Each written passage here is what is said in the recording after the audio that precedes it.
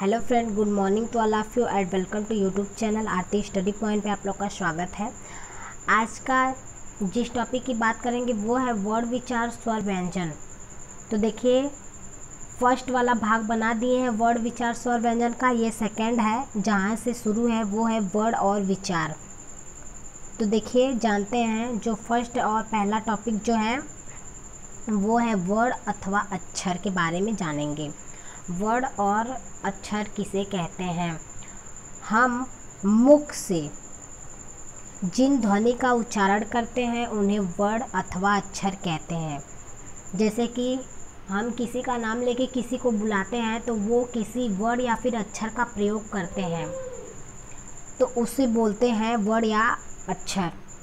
वैसे तो इति क्षरति इति अक्षर ऐसा अक्षर शब्द का व्युत्पत्ति लव्य अर्थ है, अर्थात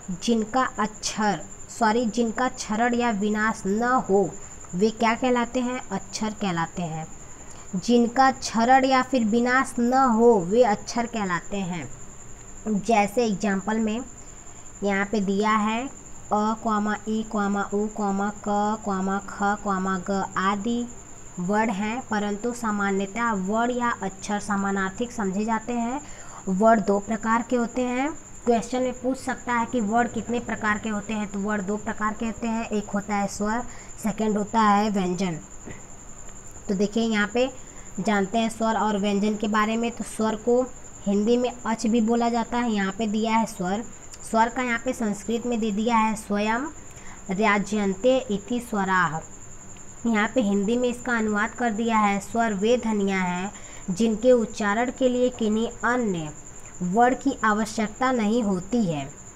जैसे एग्जाम्पल में अ के उच्चारण में किसी अन्य स्वर या व्यंजन वर्डों की सहायता नहीं लेनी पड़ती है, इसलिए अ क्या है? स्वर है। अ क्या है? स्वर है। पूछ सकता है कि अ क्या है, तो अ एक स्वर है। इसलिए यहाँ पे देखिए दिया है अ, ई, उ, ज्ञ, ऋ, ए, ओ, ए, औ। ये सभी क्या हैं? स्वर हैं। नेक्स्ट है स्वरों की संख्या। तो संस्कृत व्याकरण शास्त्र में स्वरों की संख्या कुल कितनी है? 9 मानी गई है। तो यहाँ पे देखिए 9 दिया है। तो 9 कौन कौन सी संख्या है देखते हैं। अ है, ई है, उ है, ज्ञ है, ऋ है, ए है, ओ है, है, औ है। ये सभी स्वर अच प्रत्याहार के अंतर्गत परिगणित हैं, इसलिए स्वरों को अच भी कहा जाता है। नेक्स्ट है मूल स्वर। मूल स्वर 5 होते हैं। कौन कौन सा होता है? अ, ई, उ, ज्ञ, ऋ। ये 5 मूल स्वर कहे जाते हैं। संयुक्त स्वर किसे कहते हैं? संयुक्त स्वर क्या कितने होते हैं? तो संयुक्त स्वर ए, ओ, ए, औ कितने होते हैं? 4 संयुक्त या मिश्रित स्वर कहे जाते हैं या फिर माने जाते हैं। एग्जाम्पल में देखिए, यहाँ पे दिया है अ प्लस ई बराबर ए, अ प्लस उ बराबर ओ, अ प्लस ए बराबर ए, अ प्लस ओ बराबर औ। नोट में यहाँ पे दिया है उत्कालो स्वर दीर्घ लुप्त, ब्रैकेट में यहाँ पे दिया है 1:2:2:7। सूत्र के एकमात्रिक, द्विमात्रिक, त्रिमात्रिक स्वरों की क्रमशः ह्रस्व दीर्घ लुप्त संज्ञा होती है। कौन सी संज्ञा होती है? लुप्त संज्ञा। नेक्स्ट है स्वरों के भेद।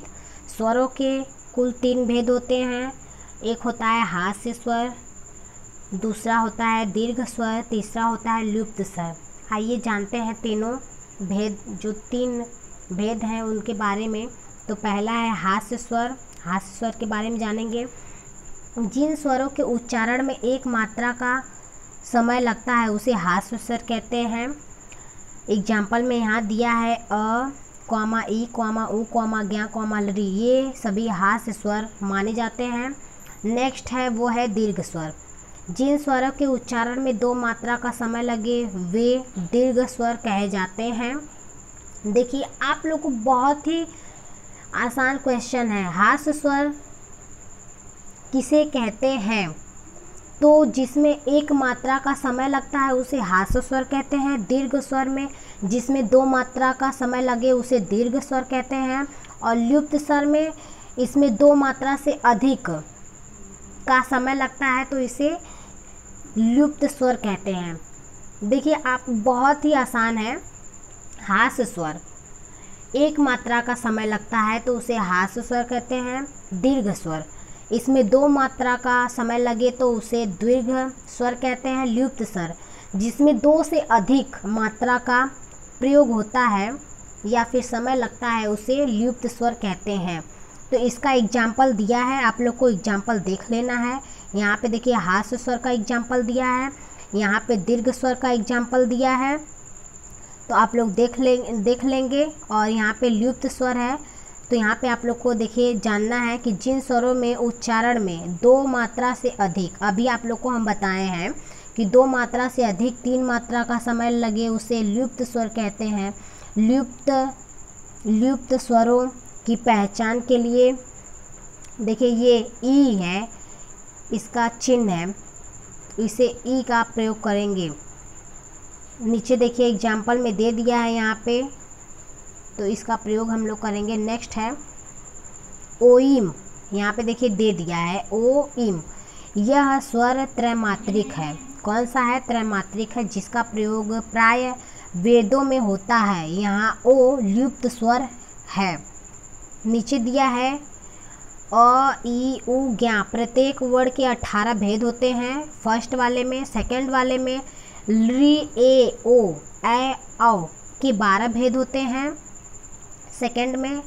थर्ड वाले में ज्ञा एवं ली के कुल 30 भेद होते हैं। और नीचे दिया है वर्णों का उच्चारण काल, तो देखिए यहाँ पे वर्ण दिया है, उसका उच्चारण भी दे दिया है। तो संस्कृत में है एक मात्र भवेत ह्रस्वो द्विमात्र दीर्घ उच्यते। त्रिमात्र आप लोग ऐसे नहीं जान पाएंगे। देखिए एक मात्र भवेत ह्रस्वो, यहाँ पे देखिए अर्थात करके अनुवाद दे दिया है। तो जहाँ पे देखिए हम यहाँ पे डॉट किए हैं ना, तो इसका हिंदी में देखिए अनुवाद क्या होगा? ह्रास स्वर की एक मात्रा है। नीचे सेकंड है जो वो है त्रिमात्रा दीर्घ उच्यते, यहाँ पे दे दिया है दीर्घ स्वर की 2 मात्रा एक लुप्त स्वर को, यहाँ पे दे दिया है त्रिमात्र सतु लुप्तो गेयो व्यंजनम चार्धमात्रिकम। देखिए आप पूरा मिला लेंगे, तो यहाँ पे दे दिया है त्रिमात्रिक समझना चाहिए, व्यंजन वर्णों की आधी मात्रा जाननी चाहिए। ये तो हो गया। अब नेक्स्ट है नीचे एक मात्रिक स्वर जो है उसमें देखिए अ ई उ ज्ञा ली, ये कौन सा स्वर है? ह्रास स्वर है। ह्रास स्वर में ये सब आता है। और द्विमात्रिक स्वर है जो दीर्घ स्वर है उसमें ये आता है एग्जाम्पल में। त्रिमात्रिक स्वर है लुप्त स्वर, ये एग्जाम्पल में इसका ये हो गया। अर्धमात्रिक स्वर है सभी व्यंजन वर्ण हैं, तो ये क ख ग घ अंगा च छ ज सभी व्यंजन वर्ण हैं। नीचे देखिए दिया है मात्रा काल किसे कहते हैं? तो पलक झपकने के समय को एक मात्रा काल कहते हैं। धन्यवाद दोस्तों, वीडियो पसंद आए तो लाइक सब्सक्राइब और ग्रुप में शेयर करना ना भूलें।